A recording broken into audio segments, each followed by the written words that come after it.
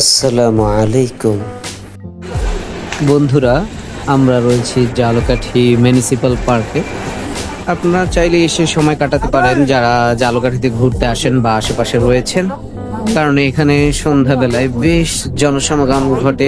আপনারা দেখতেই পাচ্ছেন চমৎকার করে কৃষ্ণচূড়া বা বট গাছে ছায়া বেষ্টিত আছে, এছাড়াও আলাদা করে ছাউনি দেওয়া হয়েছে।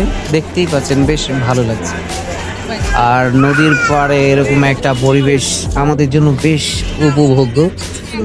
ঠিক যেহেতু আমার কাছে ভালো লাগছে, আপনাদের কাছে আশা করি বেশ ভালো লাগবে।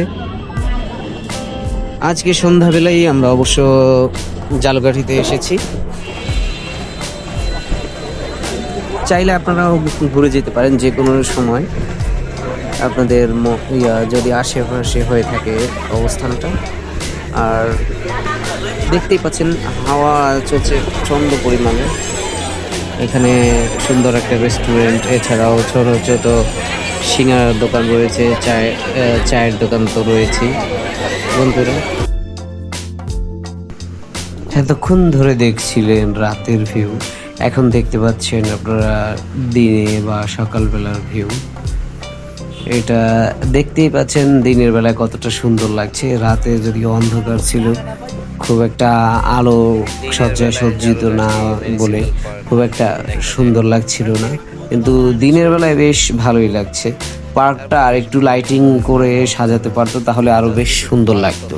আর দেখতেই পাচ্ছেন নদীটা পাশে হওয়াতে আরো সুন্দর লাগছে। পাশাপাশি যে বট গাছ, তারপর কৃষ্ণচূড়া রয়েছে, গাছগুলো দিয়ে এখানে ছাউনি অন্যরকম করা হয়েছে। এছাড়াও আপনারা চাইলে বসতে পারেন, পুরো পার্কটাই বসার জন্য করা হয়েছে।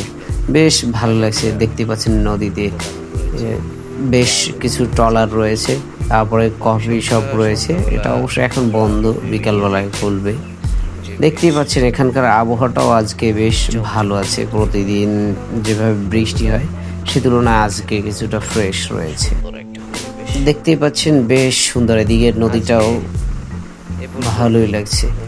আর মাছ দেখা যাচ্ছে নদীতে, কিছু ভাটা মাছ করে, যেগুলো আমাদের এলাকার আঞ্চলিক নাম দেখা যাচ্ছে। ভালো থাকবেন সবাই।